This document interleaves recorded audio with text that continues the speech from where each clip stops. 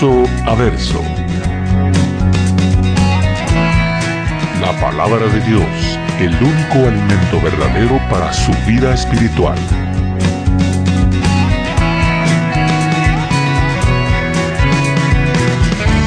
Verso a verso.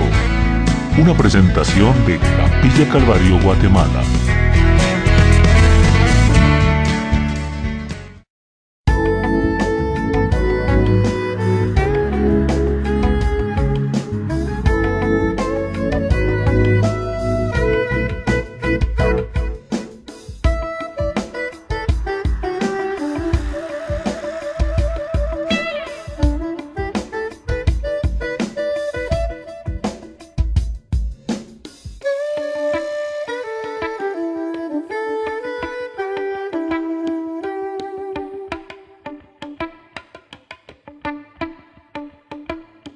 Pero cada uno como el Señor le repartió, y como Dios llamó a cada uno, así haga.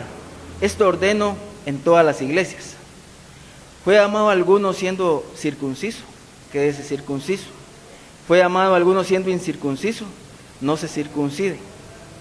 La circuncisión nada es, y la incircuncisión nada es. El guardar los mandamientos de Dios es lo que vale. Cada uno en el estado en que fue llamado, en él se quede. Fuiste llamado siendo esclavo, no te dé cuidado, pero también si puedes hacerte libre, procúralo más, porque en que el Señor fue llamado siendo esclavo, liberto es del Señor. Asimismo, el que fue llamado siendo libre, esclavo es de Cristo. Por precio fuisteis comprados, no os hagáis esclavos de los hombres. Cada uno, hermanos, en el estado en que fue llamado, así permanezca para con Dios. En cuanto a las vírgenes, no tengo mandamiento del Señor, mas doy mi parecer, como quien ha alcanzado misericordia del Señor para ser fiel. Tengo pues esto por bueno a causa de la necesidad que apremia, que hará bien al hombre en quedarse como está. Estás ligado a mujer, no procures soltarte. Estás libre de mujer, no procures casarte. Mas también si te casas, no pecas. Y si la doncella se casa, no peca. Pero los tales tendrán aflicción de carne, y yo os lo quiero evitar. Pero esto digo, hermanos, que el tiempo es corto. Resta pues que los que tienen esposa sean como si no la tuviesen, y los que lloran como si no llorasen, y los que se alegran como si no se alegrasen, y los que compran como si no poseyesen, y los que disfrutan de este mundo como si no lo disfrutasen, porque la apariencia de este mundo se pasa. Quisiera pues que estuvieseis sin congoja. El soltero tiene cuidado de las cosas del Señor, de cómo agradar al Señor, pero el casado tiene cuidado de las cosas del mundo, de cómo agradar a su mujer. Hay asimismo diferencia entre la casada y la doncella. La doncella tiene cuidado de las cosas del Señor, para ser santa, así en cuerpo como en espíritu, pero la casada tiene cuidado de las cosas del mundo, de cómo agradar a su marido. Esto lo digo para vuestro provecho, no para tenderos lazo, sino para lo honesto y decente, y para que sin impedimento os acerquéis al Señor.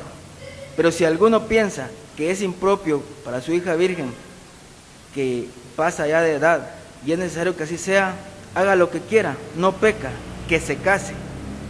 Pero que está firme en su corazón, sin tener necesidad, sino que es dueño de su propia voluntad, y ha resuelto en su corazón guardar a su hija virgen, bien hace. De manera que el que la da en casamiento hace bien, y el que no la da en casamiento hace mejor. La mujer casada está ligada por la ley mientras su marido vive, pero si su marido muere, libre es para casarse con quien quiera, con tal que sea en el Señor. Pero a mi juicio, más dichosa será si se quedase así, y pienso que también yo tengo el Espíritu de Dios.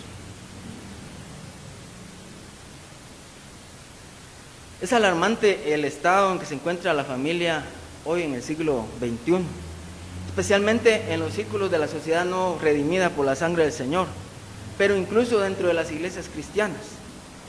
Como decía el profeta Miqueas en Miqueas 7:6, el hijo deshonra al padre, la hija se levanta contra la madre, la nuera contra la suegra, y los enemigos del hombre son los de su propia casa. Si las cosas andaban mal en el tiempo de Miqueas, que fue 700 años antes de Cristo, hoy, ¿cuánto más se puede lamentar? cuando el liberalismo y las tendencias de la modernización están socavando las tradiciones hogareñas y debilitando los vínculos de la armonía familiar. Debemos convencernos que es nuestra responsabilidad la de fortalecer a la familia cristiana de hoy, para contar en las subsiguientes generaciones en el reino de Dios. Es deber entonces de nosotros, los que predicamos la palabra del Señor, estudiar todo el material que se ofrece en cada tema, en cada estudio, reforzarlo con una buena investigación, con oración, y prepararnos para presentarnos cada domingo, frente a nuestros alumnos, con un mensaje de aliento, de exhortación y de orientación para la familia cristiana de hoy. Hasta hoy el mundo todavía no ha encontrado un libro que supere a la Biblia, que es el recurso más ilustrado y más eficiente para la orientación de la familia del siglo XXI. Sin embargo, la responsabilidad también no solo es de los maestros que predican, es también de cada uno de los oyentes, que domingo tras domingo escuchan, vienen a la iglesia y entre otras cosas escuchan el mensaje de la palabra de Dios, escuchan de exégesis, de comentarios, y que no obstante su objetividad y competencia, no disculpan a cada uno de nosotros los oyentes de manera individual de la lectura directa de la palabra de Dios, del estudio por sí mismo de ella, del libre examen, de la interpretación privada, de la meditación personal y llegar al texto sagrado, si fuera posible, en los idiomas originales. Rogamos al Señor de la iglesia cristiana que al predicar cada uno de estos mensajes en 1 Corintios, que este sea un instrumento didáctico, que provoque en cada uno de nosotros los oyentes, aquí físicamente y los que nos escucharán a través de la internet, a pensar, a responder, a discutir y a ofrecer soluciones para mejorar la salud espiritual de nuestras familias cristianas. Que podamos encontrar en esto una respuesta a las relaciones humanas, a problemas en el matrimonio, de la soltería, de la adoración, del culto, del amor filial, etcétera, para convertir a la familia cristiana en el núcleo del desarrollo humano y espiritual y un centro de adoración y servicio para Dios. Habiendo dicho esto, hermanos, vamos a ver en primer lugar el servicio para Dios en el estado social de cada uno, y eso lo encontramos del versículo 17 al 24 que hemos leído. Entre los nuevos convertidos generalmente se da un sentimiento de que tienen que romper totalmente con su vida pasada, con su vida anterior, incluidas instituciones que no son necesariamente pecaminosas en sí, como el matrimonio. Hay muchos que creen que al venir a Cristo deben desechar a su esposa o a su esposo, porque ahora son cristianos. En el recién hallado gozo de la salvación existe un peligro de emplear una como revolución forzada para derribar todo lo que se conoció antes, empezar de cero, empezar de nuevo. El cristianismo en sí, hermanos, no ha de emplear ninguna revolución forzada a fin de cumplir sus propósitos. Más bien, los cambios se van a lograr por medios netamente pacíficos. Así lo dice la palabra del Señor. Y el apóstol Pablo, en estos versículos del 17 al 24 de 1 Corintios 7, da una regla general. Y esta regla general dice que la conversión al cristianismo no tiene por qué involucrar una revolución violenta contra todos los vínculos existentes, sean matrimoniales, sean sociales o sean raciales. Cada creyente ha de andar de conformidad con el llamamiento que Dios le ha hecho, el llamamiento de Dios. Si Dios ha llamado a alguien a la vida del matrimonio, entonces debería seguir en ese matrimonio en el temor del Señor. Si Dios le ha dado a alguien la gracia para poder vivir en el celibato, para poder vivir sin casarse, pues entonces debería seguir con este llamamiento. Además, si en el momento de la conversión alguien tenía una mujer no creyente, no tiene por qué deshacer esa relación matrimonial, sino que debería proseguir con sus mejores esfuerzos para buscar la salvación de esa persona. Y lo que Pablo enseña a los corintios no es solo para ellos, sino que es lo que enseñaba a todas las iglesias. Así dice la palabra de Dios en el versículo 17 al final. Esto ordeno en todas las iglesias. Así ordeno en todas las iglesias significa que no está emitiendo decretos desde un lugar, desde una oficina, desde un centro determinado, sino que enseña sencillamente a los corintios que lo que les está diciendo son las instrucciones que les estaba dando a ellos y a todas las iglesias en general. Aparentemente, los corintios cuando recibieron al Señor estaban listos para cualquier cambio sin pensar en las consecuencias, en las repercusiones que sus decisiones podían tener. Pablo manifestó en este escrito, en esta carta, hermanos, a los corintios, que ellos deberían ser cristianos como tales en cualquier lugar donde estuvieran. Y esto podemos ver en esta mañana. Usted puede llevar a cabo la obra de Dios y demostrar su fe en cualquier lugar donde usted se encuentre, en el hogar, en el trabajo, en todas sus relaciones que usted tiene, usted puede demostrar que es cristiano. Si vino a Cristo casado y su cónyuge no es creyente, recuerde que no necesita necesariamente estar casado con una persona cristiana para vivir por Cristo. No crea que se encuentra en el lugar equivocado, atado a la persona equivocada. Puede estar justo en el lugar donde Dios quiere que esté para la salvación de alguna persona. En el versículo 18, Pablo trata la cuestión de los vínculos, que por ejemplo de los judíos que se circuncidaban, que era una operación que se hacían todos los del pacto de Israel. Creyeron que al momento de la conversión tenían que borrar esas marcas.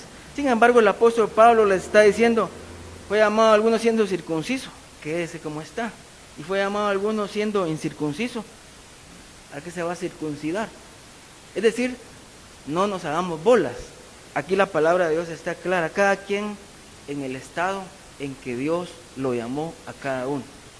Además, estas diferencias externas no son realmente lo que cuenta. Dios lo que mira, sinceramente, es el corazón de las personas.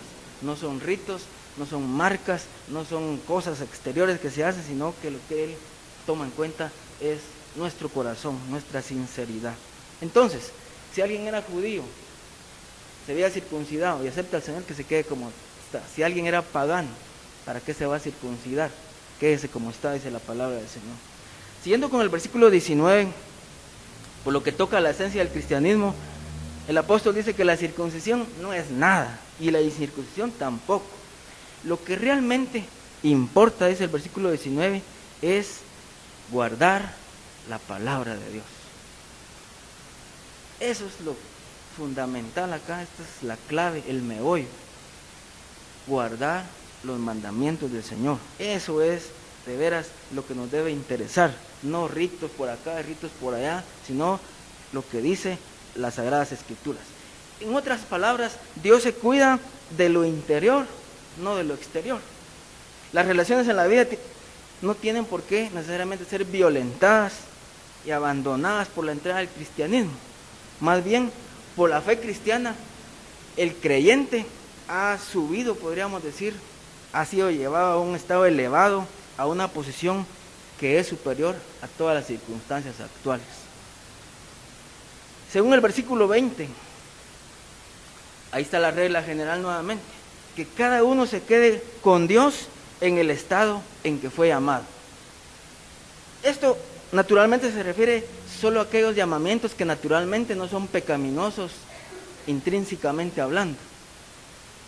Uno debe quedarse en el estado en que está si es algo que no es pecaminoso, porque obviamente ya sabemos que si alguien estaba cometiendo alguna actividad ilícita en el momento de la conversión, necesariamente tiene que dejarla. Se espera de él que la deje o de ella. La Biblia dice en Efesios 4:28, el que hurtaba, no hurte más, sino que trabaje con sus manos para tener que compartir con el que padece necesidad. Si alguien estaba en fornicación, obviamente tiene que dejar ese pecado. Si alguien estaba en adulterio, tiene que dejar ese pecado. Si alguien era ladrón, tiene que dejar ese pecado, porque era una actividad pecaminosa. Pero aquí lo que el apóstol Pablo está tratando, hermanos, son de cosas que en sí no son malas, como por ejemplo el matrimonio. El matrimonio fue instituido por Dios en el huerto del Edén, y Dios fue el que lo sancionó, y lo hizo incluso antes de que el pecado entrara en el mundo. De tal manera que entonces el autor del matrimonio es Dios, y entonces esta institución es sagrada y es avalada y refrendada por el Señor. Con frecuencia, hermanos, estamos tan preocupados con lo que podríamos estar haciendo por Dios en alguna parte, que perdemos las oportunidades que tenemos donde nos encontramos. Si yo me hubiera casado con aquella mujer, dicen algunos, si yo me hubiera casado con aquel hombre, y estamos añorando cosas que tal vez ya nada que ver. Aquí lo importante es ver, hermanos, que en el lugar donde Dios nos llamó, ahí tenemos que actuar y trabajar tesoneramente por la obra del Señor. Pablo dice que cuando una persona se convierte en cristiana, casi siempre debería continuar con su labor previamente que venía realizando o desarrollando, con tal de que no sea inmoral o antiética. Tenemos que seguir adelante, tenemos que trabajar, tenemos que honrar a Dios en todas las tareas que desempeñemos. Nuestro propósito en la vida debe ser honrar, servir y hablar en favor de Cristo, proclamar las buenas nuevas a todos aquellos que no le conocen. Como a Dios le ha placido ponernos en donde estamos, ahí deberíamos buscar cuidadosamente las oportunidades para poder servirle de la mejor manera. En el lugar donde estemos, en nuestro círculo de influencia, ahí aprovechemos las oportunidades. Pasando al versículo 21, la pregunta que viene ahí es que ¿qué debería hacer un esclavo cuando es salvado? ¿Será que debería rebelarse contra su amo y yo ahora soy libre, va? No. ¿Acaso el cristianismo insiste en que nos dediquemos a defender nuestros derechos? No. Si alguien era esclavo en el momento de la conversión, fuiste amado siendo esclavo, dice la pregunta, no te dé cuidado.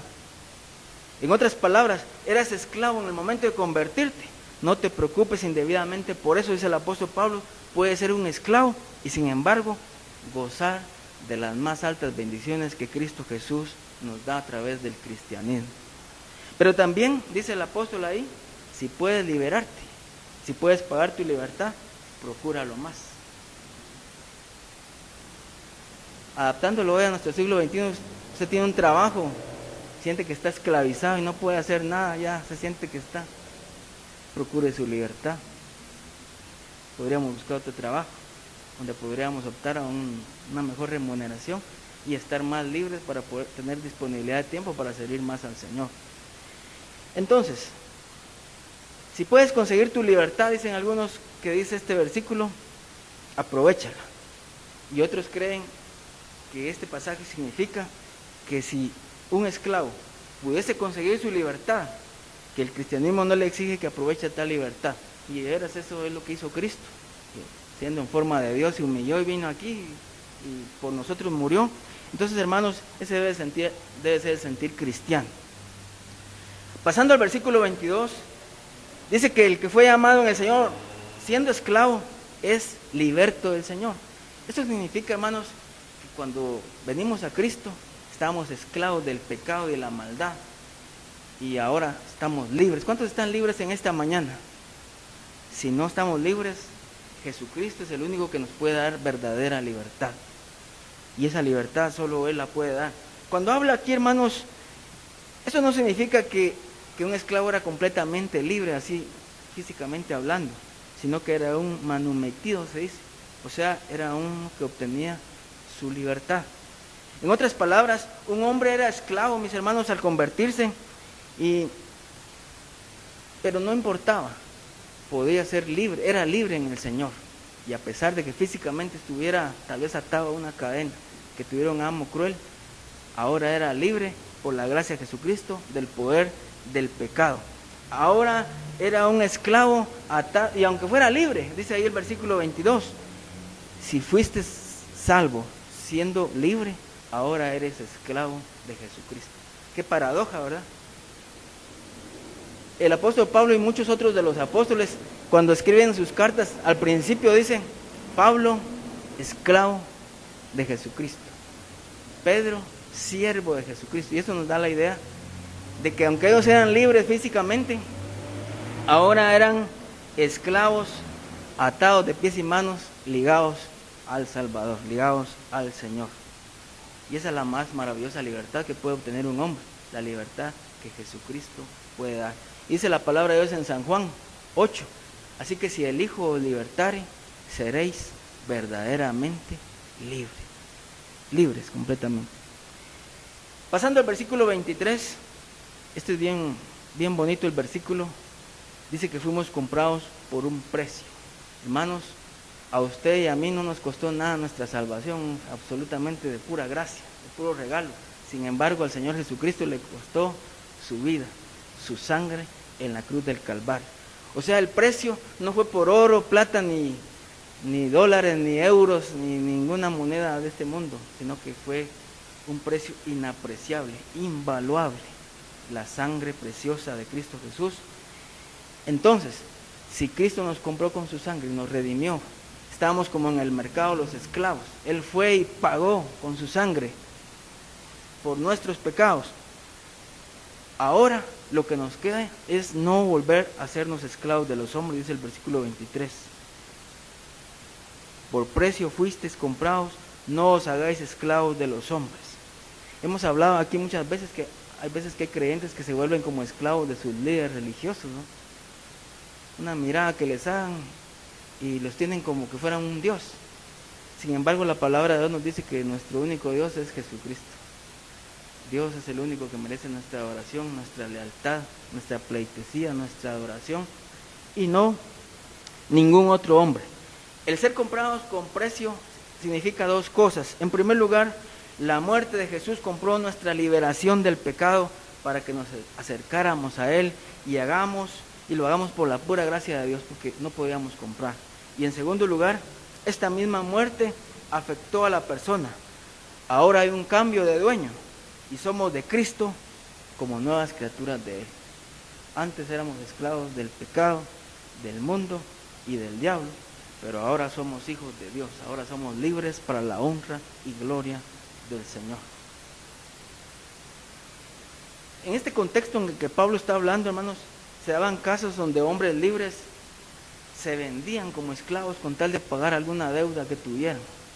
Y si no alcanzaba, vendían a la mujer, vendían a los hijos, porque era tremenda la situación. Entonces la pobreza exigía a veces tal cosa. Por eso la exhortación es, no se vuelvan a ser esclavos de los hombres. Y en este caso, estas personas que estaban pasando una gran necesidad siempre buscaban un amo que les pudiera ayudar en el momento que pudieran recuperar nuevamente su libertad. Con este trasfondo, hermanos, el apóstol Pablo nos dice que Cristo por su sangre nos ha rescatado, nos ha redimido de la esclavitud del pecado. Por eso usted ya no tiene que ser esclavo nuevamente del pecado. Pensemos en esta mañana, ¿hay algún pecado que nosotros deberíamos de dejar? Para eso son los mensajes precisamente. Si hay alguna virtud que seguir, si hay algún pecado que dejar, y en esta mañana pensemos, ¿será que hay algún pecado que a mí me está esclavizando en esta mañana? Puede ser la mentira, puede ser la lujuria, puede ser el orgullo y tantos pecados más, pero lo que sí es que, hermanos, Cristo ya nos rescató, no nos hagamos nuevamente esclavos de nadie, ni de nada. Y la clave está aquí, para con Dios. Dicen 24, cada uno, hermano, en el estado en que fue llamado, así permanezca para con Dios. Para con Dios es la clave, mis hermanos, en esta mañana. Cuando estamos con Dios, aunque tengamos tribulaciones, aunque tengamos angustias, con Dios todo no tan solo es soportable, sino hasta vencible de parte de nosotros con la ayuda de nuestro Señor. Hermanos, hoy la gente está esclava del pecado. El único que puede dar libertad verdadera es Jesucristo. El único que puede hacerlo, porque fue el que conquistó el poder del pecado. Solo Él es el único que puede dar libertad verdadera. Solo es el único que puede librar de las cadenas del pecado, que son peores que las cadenas visibles de los grilletes. La Biblia dice que venimos a ser esclavos de Cristo cuando nos convertimos en cristianos. Y vamos a Romanos 6, 18. Y la Biblia dice ahí, y libertados del pecado, venisteis a ser siervos de la justicia. Lo que significa, mis hermanos, que hemos ganado nuestra libertad porque el pecado ya no nos controla a nosotros. Cuando el pecado quiera nuevamente apoderarse de su vida y esclavizarlo, repréndalo en el nombre del Señor, porque ya hubo alguien que venció en la cruz al pecado y su poder y nos ha dado completa y verdadera libertad. Entonces, con Dios es la clave aquí, mis hermanos. Si estamos con Dios, la esclavitud puede ser tomada como una verdadera libertad, aunque físicamente los hermanos fueran esclavos. En todas estas condiciones, hermanos, lo importante es que uno sea fiel al Señor y que sea agradecido por la libertad espiritual y emocional provista por Dios, pese a las condiciones externas. Esta fue la primera parte entonces de nuestro mensaje en esta mañana. Vamos a la segunda parte, consejos para los no casados, y eso lo encontramos en el versículo 25 al 38. Los solteros en las iglesias generalmente es un grupo de personas que a veces es muy acosado, muy asediado por los hermanos ya más adultos, y la gente como que quiere que los jóvenes se casen a como dé lugar, ¿va? Lo va a dejar el tren, que se va a quedar para forrar Biblias, seminarios, y que ya no va a encontrar no sé quién, y es una molestadera, y muchas veces los jóvenes, con tal de evitar esas molestias, se casan, y a veces ya cuando están casados se dan cuenta que esa no era la solución. Porque hermanos, para poder casarse hay que pensar no solo en uno, sino que en la otra persona, ¿va? Hacer feliz a otra persona. Es que muchas veces vamos al matrimonio con la idea de que nos hagan felices a nosotros. A mí me llamó mucho la atención, hermanos, cuando murió aquel Steve, el domador de serpientes. Ustedes se recordarán de un hombre que salía en Animal Planet, y ahí andaba agarrando cocodrilos y serpientes, y nunca le pasaba nada, pero un día una mantarraya lo picó y murió casi instantáneamente. Pero lo que les quiero decir es que cuando entrevistaron a la esposa, ya después de que había muerto, ella se puso a llorar y dijo que se había muerto su príncipe. Y me llamó mucho la atención de que esa mujer tanto amaba a su esposo y de esa manera lo trataba. Él era su príncipe y así lo trataba, así. Muchas veces nosotros cuando nos casamos, a veces eso ya no es así tan romántico, ¿no? Y por eso les decía que aquí vienen unos consejos para los no casados. Vamos a ver entonces del versículo 25 al 38, y vamos a ver qué consejos son los que da el apóstol Pablo para los solteros, sean hombres o sean mujeres. Esta palabra vírgenes que dice ahí se puede aplicar tanto a hombres como a mujeres. Y hermanos, algunos han utilizado este versículo 25 para decir que el apóstol Pablo como que no tenía inspiración del Espíritu Santo, porque ahí dice: en cuanto a las vírgenes no tengo mandamiento del Señor, mas doy mi parecer. Y muchos interpretan de que como que el apóstol no tenía convicción y no tenía inspiración del Espíritu en ese momento cuando escribió. Sin embargo, hermanos, nosotros creemos que la Biblia es inerrante, que la Biblia es inspirada por el Espíritu Santo, desde el primer capítulo de Génesis hasta el último versículo del capítulo 22 de Apocalipsis, y por lo tanto, lo que significa esta frase es que durante su ministerio terrenal el Señor Jesucristo no dejó algo por escrito acerca de los solteros. Entonces por eso el apóstol dice: como no hay, yo voy a dar mi parecer. Y dice él, ¿va?, como quien ha alcanzado misericordia del Señor para ser fiel. Jesucristo no dejó ninguna instrucción explícita acerca de este tema. Por eso Pablo da su parecer en este tema, como quien ha alcanzado la misericordia de Dios. Y él dice que cree que está inspirado por el Espíritu de Dios. Y más adelante vamos a ver que dice que él tiene el Espíritu Santo de Dios. Siguiendo con el versículo 26. Tengo pues esto por bueno a causa de la necesidad que apremia, que hará bien al hombre en quedarse como está. Una cosa muy importante que tenemos que tomar en cuenta para poder interpretar correctamente 1 Corintios y toda la epístola en sí, hermanos, es que el apóstol Pablo, cuando escribió esta carta, él creía firmemente en su corazón que la segunda venida de Jesucristo estaba a las puertas, estaba en vísperas.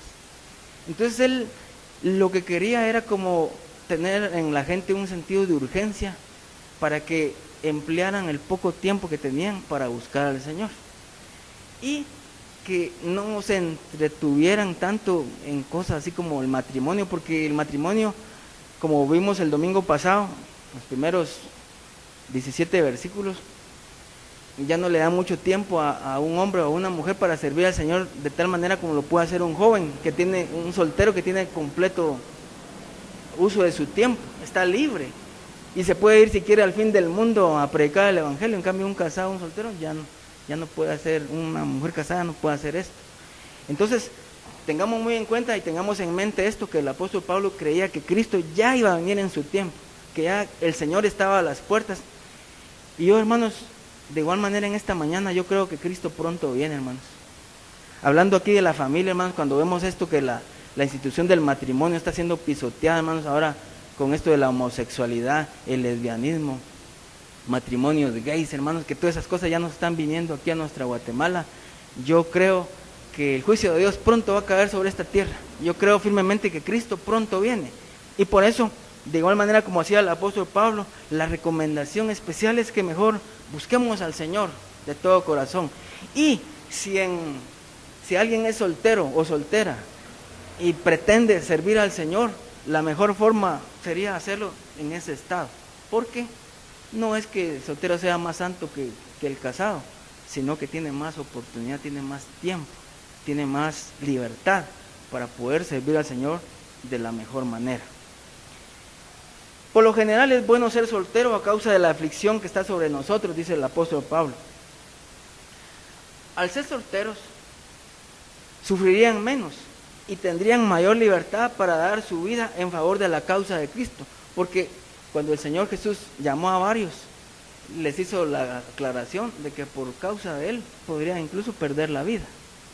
Seréis llevados ante los concilios y os azotarán y os quitarán la vida. Eso se los pronosticó el Señor a sus seguidores. Y siendo soltero, pues iba a ser más fácil, iban a tener mayor libertad para entregar incluso su vida por la causa del Señor. Pero si ya eran casados, la cosa no iba a ser igual, porque iba a estar otras personas como la esposa y los hijos. Entonces ya no es igual. Aún al punto de perder la vida iba a ser la cosa. Por eso, hermanos, el consejo de Pablo revela su devoción total a la difusión de las buenas nuevas. El apóstol quería que los hermanos se pusieran las pilas en difundir el mensaje del evangelio y que lo hicieran, hermanos, rápidamente, porque Cristo pronto venía. El tiempo estaba peligroso, había persecución, había dificultades, habían tribulaciones y era necesario que aprovecharan el tiempo. Según el 7:27, el apóstol Pablo da el consejo para los que ya están casados y les dice que no traten de separarse. Yo no sé si los que están esta mañana aquí casados alguna vez en su vida pensaron separarse, pero dice la Biblia, no procuren separarse. Por otra parte, si un hombre está libre de mujer, mejor no procure casarse. La expresión libre de mujer aquí no significa, hermanos, viudos o divorciados, sino que significa libre del vínculo matrimonial, o sea que incluye a los no casados, a los solteros. Pasando al 28, nada de lo que dice Pablo debería ser interpretado como que casarse es pecado, porque mucha gente, hermanos, tiene un concepto equivocado del matrimonio. Muchos creen que el matrimonio es malo y que las relaciones sexuales son pecaminosas. La Biblia dice todo lo contrario. Casarse, hermanos, no es pecado. Esa es una institución establecida por Dios en el huerto del Edén, como les vuelvo a repetir, y lo hizo incluso en el estado de inocencia del hombre antes de que el pecado entrara en el mundo. Entonces, si es así, la Biblia dice en Génesis 2:18, no es bueno que el hombre esté solo. Y como decía el domingo pasado el hermano en su disertación, más vale casarse que estarse quemando. Si alguien no tiene el don de continencia, lo mejor es que se case y no que esté ahí todo calentón, ¿no? Sino que, hermanos, mejor que se case. Y dice también Hebreos 13:4, sea honroso en todos el matrimonio y el hecho sin mancilla, pero a los adúlteros y a los fornicarios los juzgará Dios. Entonces, hermanos, la voluntad de Dios es que el hombre y la mujer, si no tienen el don de continencia, que se casen, porque no es bueno estar solo, y honroso es para todos el matrimonio. Y si alguien prohíbe casarse, esa es una señal, hermanos, de las apostasías de los últimos tiempos. Primera de Timoteo 4, del 1 al 3, dice que vienen tiempos difíciles de hombres que prohibirán casarse, y esa es una señal de la apostasía. Por esto el apóstol Pablo dice, más bien si te casas, no pecas, y si una doncella se casa, tampoco peca. Los nuevos convertidos, hermanos, nunca deberían de pensar que hay nada de malo en la relación matrimonial. Pero Pablo añade que los que se casen tendrán aflicción de carne. ¿Qué podría haber de aflicción de carne a la hora de que uno se case en el estado del matrimonio? Como por ejemplo los dolores de parto. Eso no lo tiene una soltera. Y así, hermanos, las enfermedades de los niños que generalmente son a medianoche, ¿no? Que ya no duerme uno las 8 horas, estrechez económica tal vez. Y así, hermanos, o que le cortan el trabajo a uno y uno está sin, no haya trabajo. Esas son aflicciones, porque vaya uno, si está soltero y se queda sin trabajo y aguanta hambre, qué fregado. Pero si uno es casado y tiene familia, hermanos, pongamos a pensar en la tribulación que sufre un padre de familia para poder conseguir el alimento de su familia. Esa es una aflicción de la carne. Por eso algunos dicen que hay algunos asuntos que el matrimonio definitivamente no resuelve. Número 1, la soledad. Hay gente que se casa, pero está más sola que saber quién. Segundo, la tentación sexual. No necesariamente si una pareja se casa con todas las de ley, ¿no? Civilmente y religiosamente, va a huir de la tentación sexual, porque el pecado ese siempre va a estar ahí latente. El pecado, hermano, está a la puerta. 3, satisfacción de las necesidades más íntimas. Cuando yo me case, ahí sí, no. Número 4, eliminación de las dificultades de la vida. A veces más dificultades vienen, ¿verdad? Entonces, yo se los quisiera evitar, dice el apóstol Pablo. Yo no quisiera que ustedes estén con congoja. No quisiera verlos bien fregados ahí. Mejor piénsenlo bien. Ese es el consejo del apóstol Pablo. Y yo lo quiero evitar, podría significar 2 cosas. Número 1, quiero evitar que ustedes padezcan dolores físicos que acompañan al estado matrimonial, en particular a los problemas de la vida familiar. Se cree que el apóstol Pablo, pues, parece que era viudo, porque ya explicaron el domingo pasado que para ser miembro del Sanedrín tenía que ser un hombre casado, y él fue miembro del Sanedrín. Entonces se cree que en este momento él era viudo. Y en segundo lugar, yo os dejo, para no dar al lector toda la lista de estos problemas que nosotros podríamos pensarlos en esta mañana, que son un montón. Pero yo no quiero que en esta mañana pensemos que el matrimonio es malo, ¿eh? Obviamente el matrimonio es bueno, mis hermanos. Y lo que dice el apóstol Pablo, teniendo en cuenta lo que ya les dije, que él pensaba que Cristo pronto venía, era muy importante que aprovecharan el tiempo al máximo y que no tuvieran muchos estorbos. Aún siendo maravilloso, entonces, el matrimonio no resuelve los conflictos y los problemas de la vida. Casados o solteros, debemos estar contentos con nuestra situación y poner nuestra mirada en Jesucristo. Ahí es lo que tenemos que hacer. Pasando al 7:29, Pablo quiere destacar en cuanto al tiempo que es corto, que es limitado, y que deberíamos de subordinar, dice él, las relaciones legítimas de la vida para servir de la mejor forma al Señor. Como la venida de Cristo estaba cerca según él, y así lo creemos nosotros en esta mañana. Y aunque maridos y mujeres deben de cumplir con el deber conyugal y con los deberes de fidelidad, deberían buscar poner a Cristo en el primer lugar en todas las actividades de su vida. Cristo debe ser la prioridad de nuestras vidas. Como el tiempo corre, como el tiempo vuela, y que el Señor va a regresar muy pronto, no se debe permitir entonces que ninguna consideración de comodidad personal obstaculice entonces nuestra devoción personal a la voluntad del Señor. En otras palabras, mis hermanos, el apóstol Pablo urge a todos los creyentes a sacar el mejor provecho posible del tiempo antes de la venida de Jesucristo. Cada persona en cada generación deberá tener este sentido de urgencia, hermanos, en lo que respecta a anunciar las buenas nuevas a otros, ya que la vida es corta y no hay mucho tiempo. Yo no sé cuánto tiempo vamos a vivir nosotros, pero el tiempo que nos queda, hermanos, de vida, que tratemos la manera de aprovecharlo para servir al Señor. Que el día de mañana, cuando nosotros ya no estemos, que tal vez nos estén enterrando, nos recuerden como un hombre o una mujer que servimos al Señor y que dimos nuestro tiempo, que dimos nuestros talentos al servicio de la obra del Señor. Pasando al versículo 30. Y los que lloran como que no llorasen, como si no llorasen, y los que se alegran como si no se alegrasen, y los que compran como si no poseyesen, y los que disfrutan de este mundo como si no lo disfrutasen, porque la apariencia de este mundo se pasa.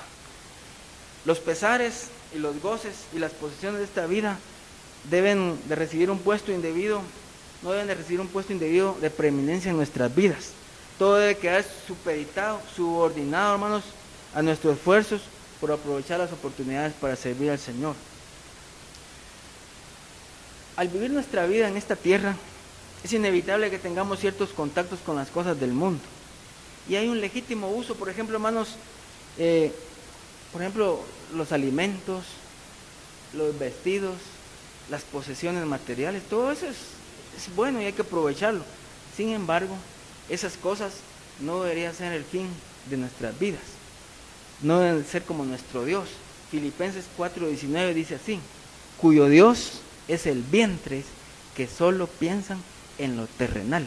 O sea, aquí nos está diciendo que hay gente que adora a la comida, hay gente que adora al dinero, hay gente que adora a las posesiones materiales. Esos son sus dioses. Pero la Biblia nos exhorta y nos dice que Dios no comparte su gloria con nadie y que Él es el único Dios verdadero, y a Él tenemos que rendirle toda nuestra adoración. Por eso podemos usar el alimento, podemos usar los vestidos, tener posesiones y las cosas necesarias, pero no deben de ser nuestro Dios, con D minúscula, en nuestras vidas. El matrimonio, las propiedades, el comercio, hermanos, las actividades políticas, científicas, sociales, religiosas y artísticas tienen su puesto en el mundo. Sin embargo, pueden resultar una distracción para la vida espiritual si centramos toda nuestra atención en esas cosas. Hay que tener mucho cuidado.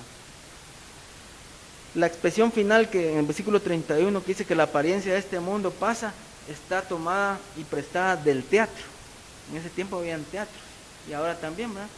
Y se refiere al cambio de escenario, como cuando bajan el telón y de repente aparece en otra escena y otra escena y otra escena.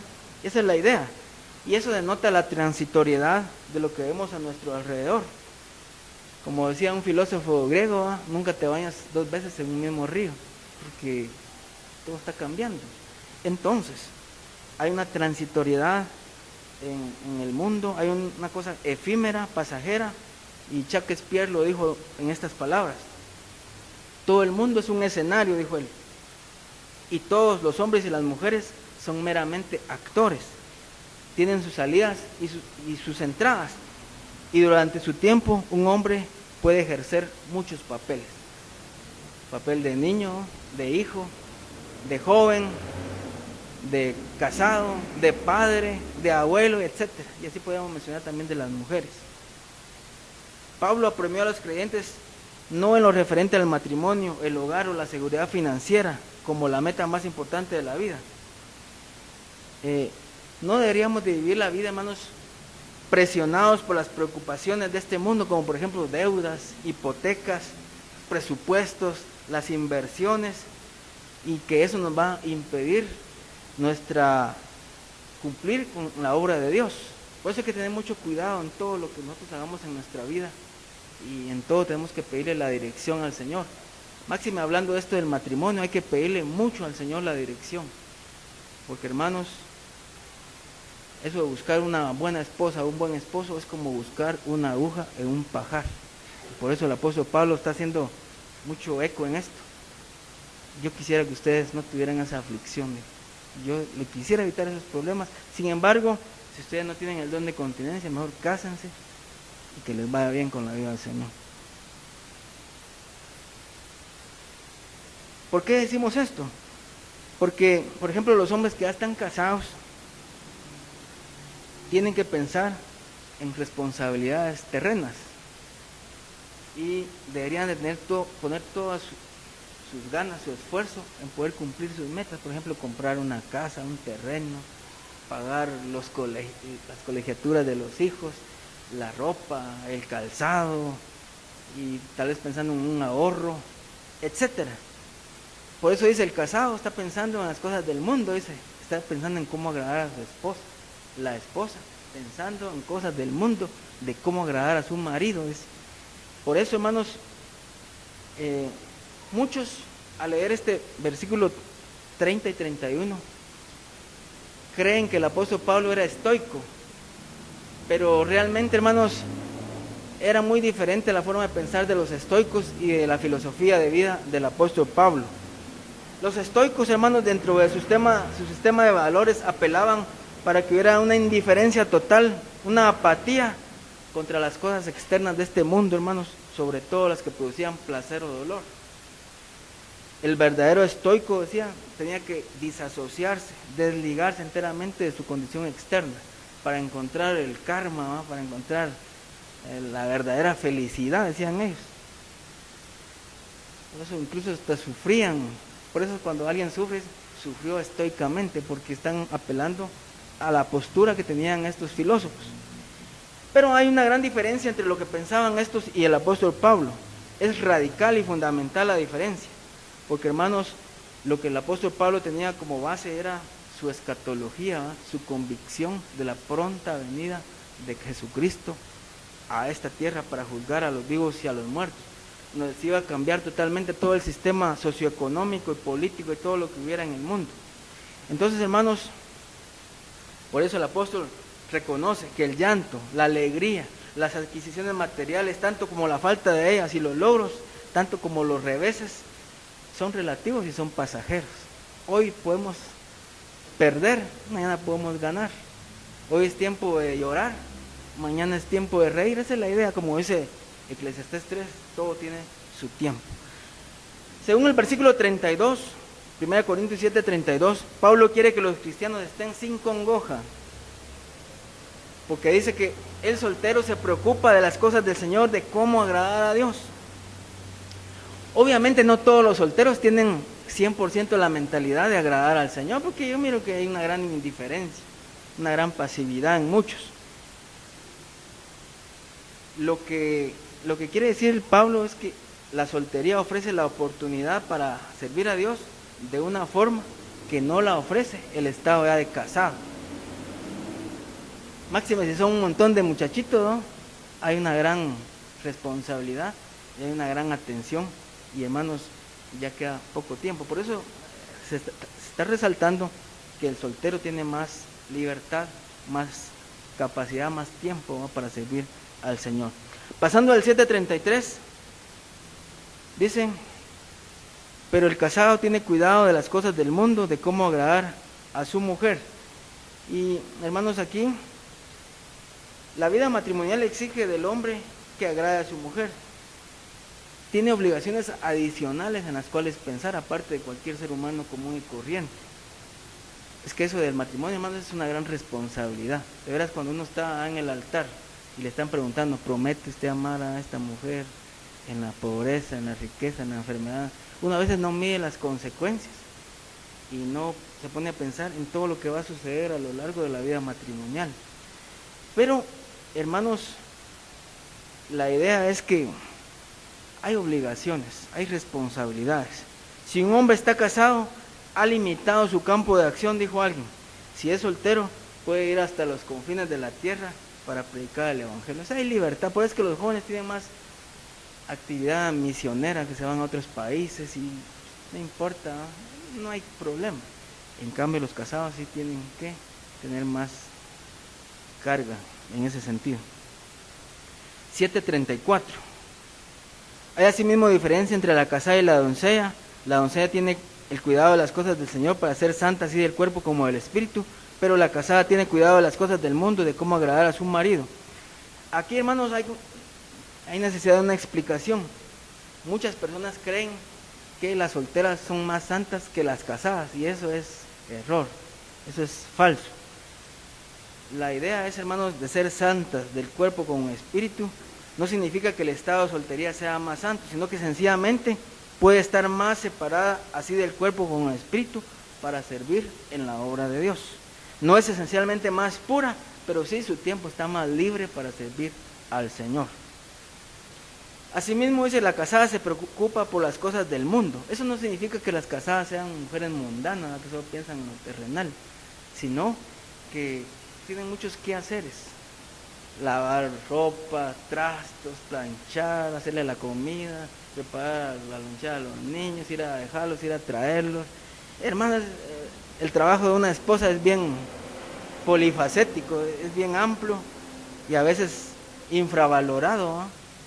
Pero mis hermanos, que quede claro que esto no significa que sea más mundana que la soltera, sino que su día necesariamente está más dedicado en parte a los quehaceres terrenales, como el cuidado de la casa y la atención al esposo.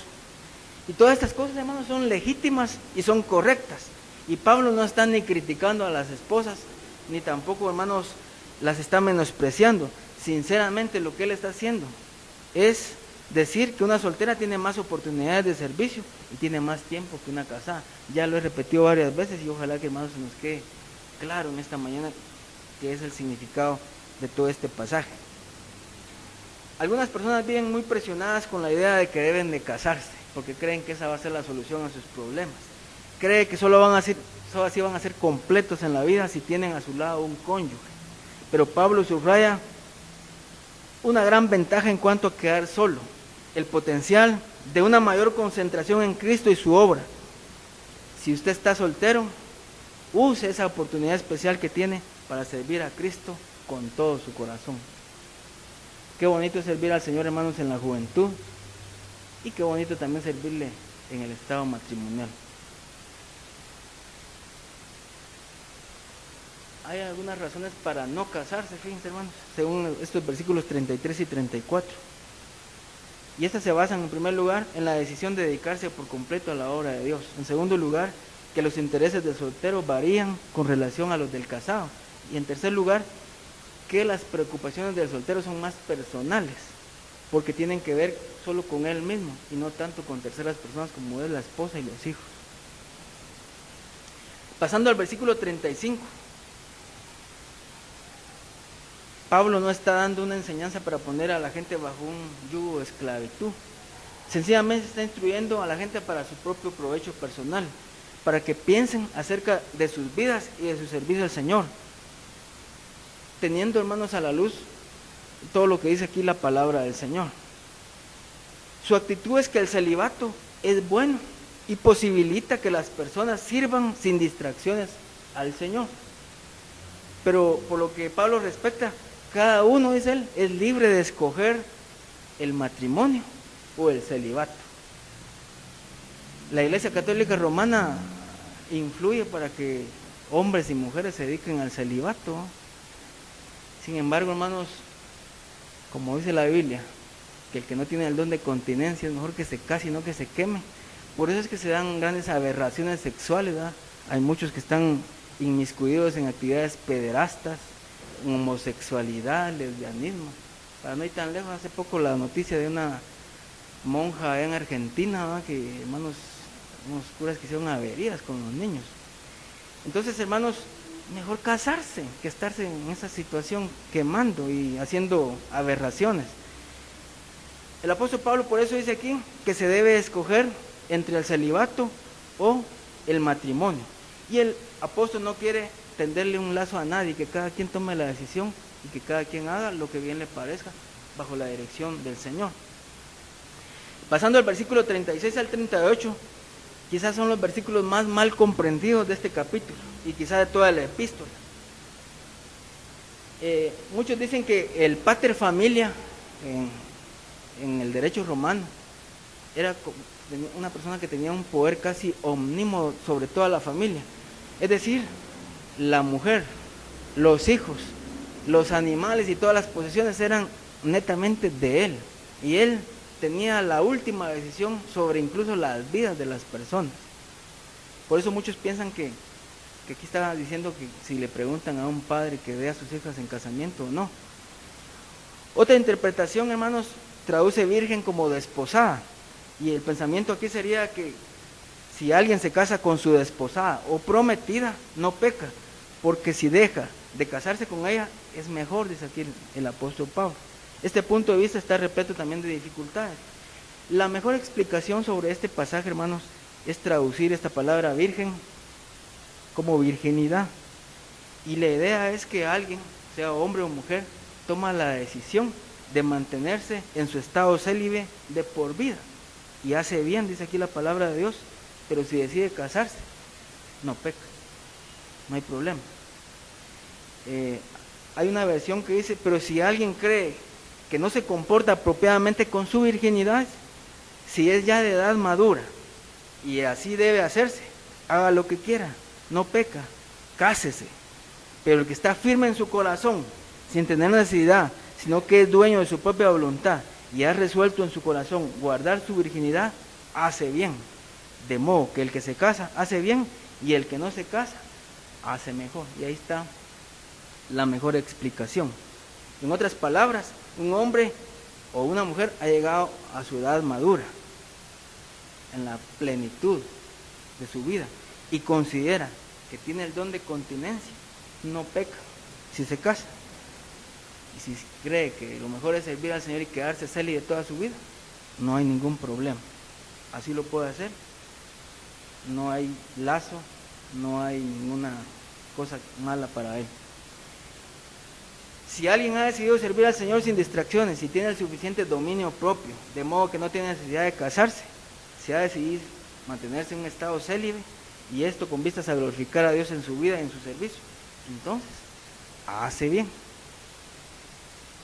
La conclusión es que el que se da en matrimonio hace bien y el que no se da en casamiento hace mejor todavía, dice aquí la palabra del Señor. Entonces cada quien tiene que tomar la decisión. Hemos visto entonces ya dos partes. Uno con respecto, hermanos, al estado social en que cada uno llegó a Cristo. Otro es los consejos para los no casados. Y en tercer lugar, el matrimonio de las viudas. Había un problema también que se estaba gestando, según versículo 39, y el apóstol aclara que la mujer está ligada a su esposo mientras éste vive. Si él se muere, ella es libre completamente para casarse con quien quiera, pero con tal que sea en el Señor, dice ahí está la clave, al final del versículo 39.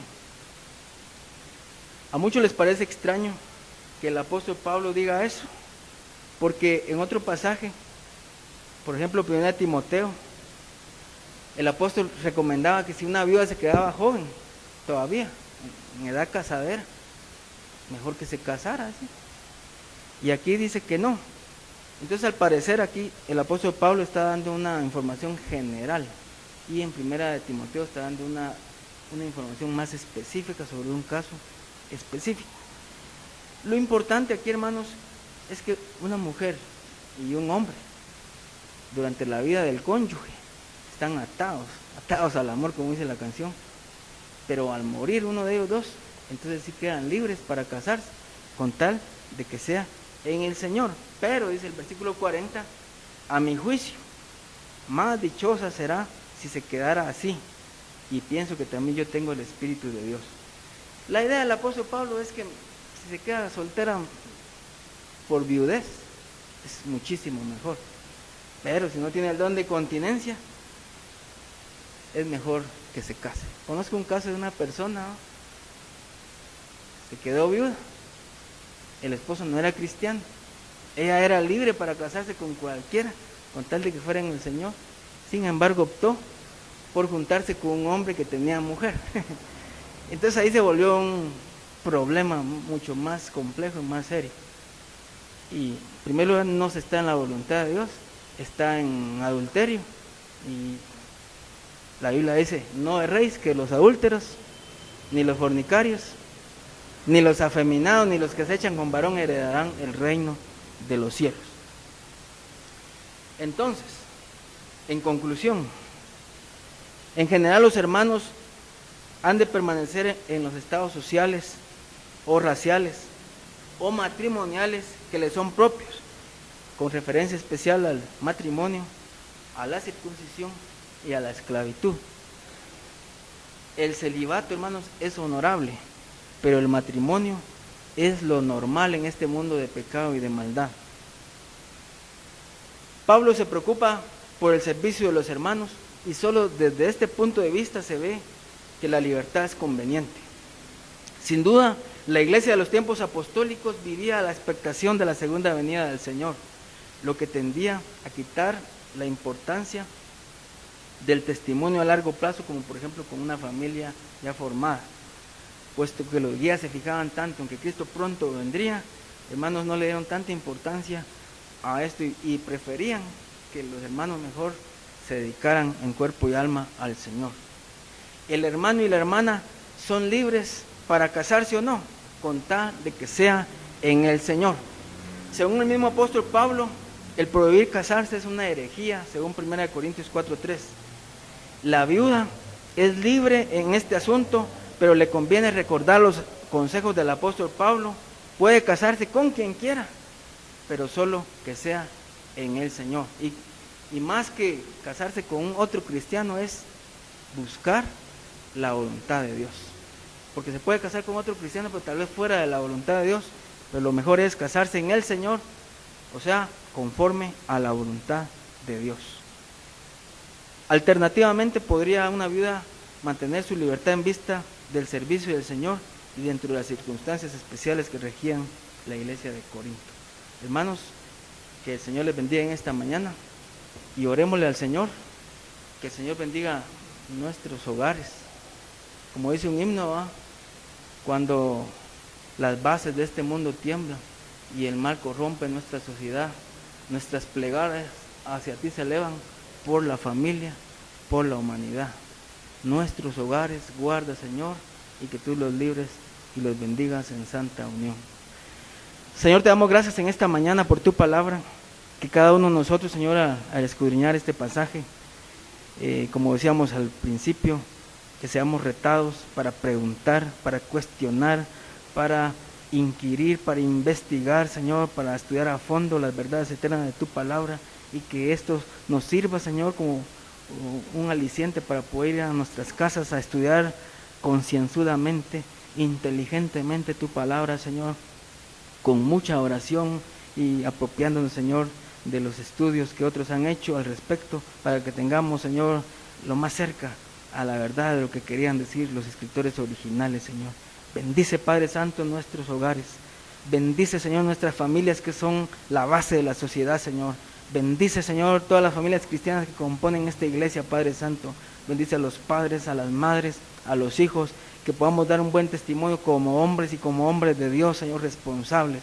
Como mujeres del Señor, que de veras hacen la voluntad de Dios. Como hijos que respetan y que honran a sus padres. Y por los que son solteros, Señor, que han decidido entregar su vida a Jesucristo y servirte en ese estado. Qué bueno, Señor.